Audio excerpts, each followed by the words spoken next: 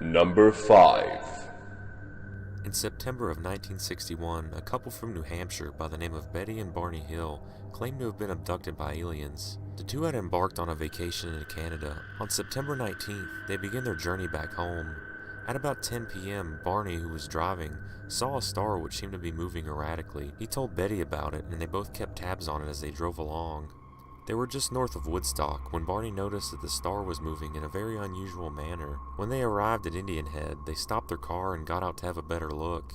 Using binoculars, Barney zoomed in on what he thought was a star. He could make out different colors of lights and see several windows around the flying craft. The object was moving closer, and now Barney could actually see people inside the ship. The next thing the Hills recalled was being frightened by the unusual flying object and the occupants inside of it. Barney ran back to the car where Betty was waiting. He jumped inside and raced down the highway, looking for the object. They found out now that it was gone. Although they had only been driving for a couple of minutes, they were already 35 miles down the road. Betty and Barney finally arrived home safely after seeing the UFO. The rest of their trip home had been pretty uneventful. They were tired from their journey and immediately went to bed. Betty awoke the next day. She telephoned Janet, her sister, and told her about the strange object they had seen.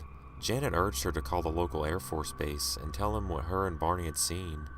After hearing Betty's report, Major Paul W. Henderson told her the UFO was also confirmed by our radar. At least the Hills weren't seeing things, and they were trying to put the incident behind them. But soon, Betty began to have nightmares, and in her dreams she would see her husband being physically forced into some type of craft. Before long, 2 writers heard about the Hills story and contacted them. The Hills, with the aid of the writers, compiled a time chart of the events of September 19th. There was no doubt that the couple had lost 2 hours of their time somewhere along the way, but they can't figure out how.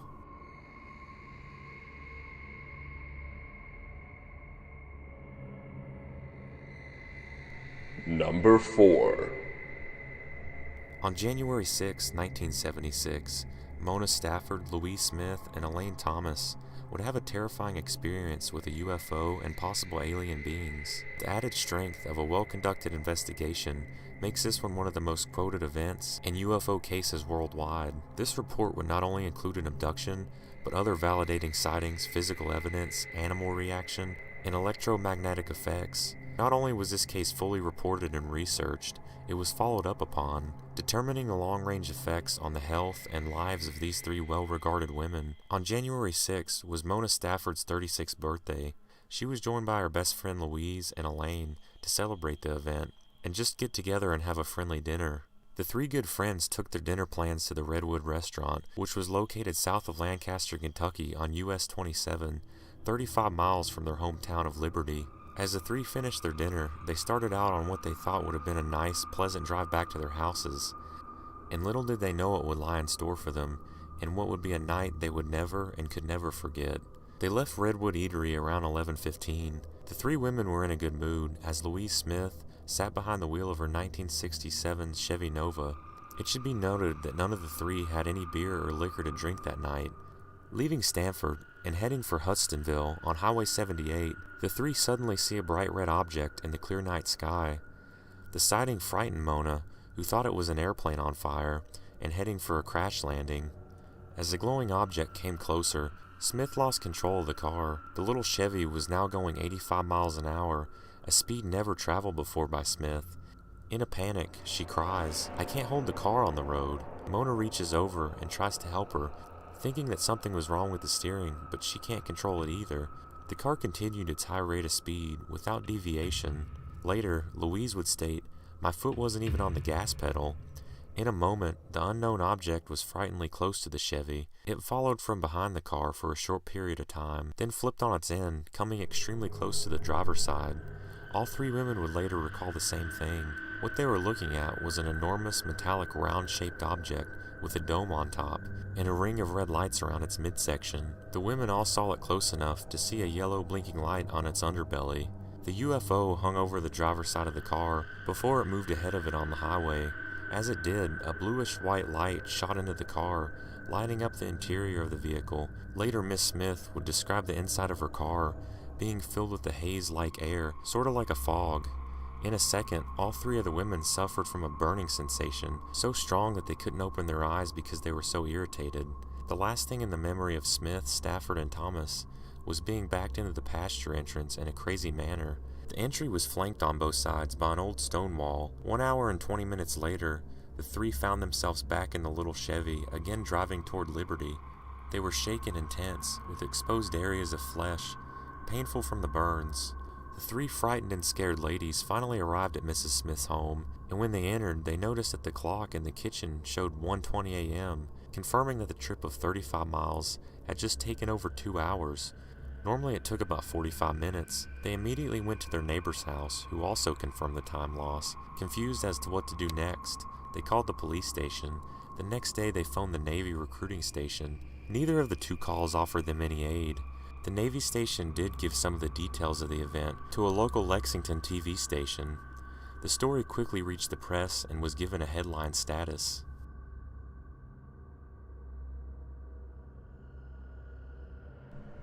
Number 3. May 11th, 1950, Evelyn Trent was walking back to her farmhouse after feeding her animals on the farm. Miss Trent and her husband Paul lived on a farm approximately 9 miles from McMinnville. Before reaching the house, she claimed to see a slow-moving, metallic, disc-shaped object heading in her direction from the northeast. She yelled for her husband, who was inside the house. Upon leaving the house, he claimed to have also seen the object.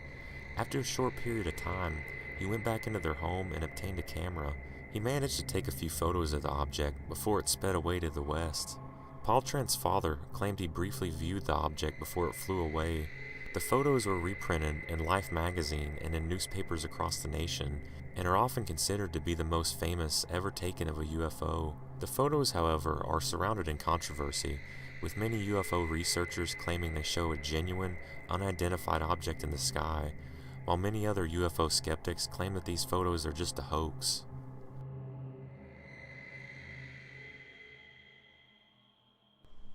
Number 2. In July of 1947, an unidentified object crashed into a rancher's field. A rancher by the name of Mac Brazel said later he found debris from the crash as he and the son of Floyd and Loretta Proctor rode their horses out to check on the sheep after the fierce thunderstorm the night before. Brazel said as they rode along, he began to notice unusual pieces of what seemed to be metal debris scattered over a large area. Upon further inspection, he said he saw a shallow trench several hundred feet long and had been gouged into the ground. Brazel said he was struck by some unusual pieces of debris, and after dragging large pieces of it into his shed, he took some of it over to show the Proctors. Miss Proctor, who later moved from the ranch to a house closer to town, said she remembers Brazel showing up with the strange material. The Proctors told Brazel he might be holding the wreckage from an alien spacecraft. A number of UFO sightings had been reported in the United States that summer, where they said it could be a government project, and that he should report the incident to the local county sheriff. A day or two later, Brazel drove into Roswell, New Mexico, and reported the incident, who reported it to Jesse Marcel, an intelligence officer from the 509th Bomb Group, stationed at Roswell Army Airfield. In their book, A History of UFO Crashes, UFO researchers Don Schmidt and Kevin Randall say their research shows a military radar had been tracking some unidentified object flying in the skies over southern New Mexico for about 4 days. On the night of July 4th, 1947, radar indicated the object had gone down about 30 to 40 miles north of Roswell. The book says eyewitnesses William Woody, who lived east of Roswell, said he remembered being outside with his father the night of July 4th, 1947, when he saw a large object plunge to the ground. The debris site was closed for several days while the wreckage was cleared, and Schmidt and Randall say that when Woody and his father tried to locate the area of the crash that they had seen before, Woody said that they were stopped by military personnel who ordered them out of the area. Today, the U.S. government claims that the incident was nothing more than an Air Force surveillance balloon crash. However, many people just claim that that's a cover-up for something more serious, and most are convinced that it had something to do with the extraterrestrial. And today, Roswell, New Mexico continues to be one of the biggest tourist destinations for those curious about UFOs and aliens.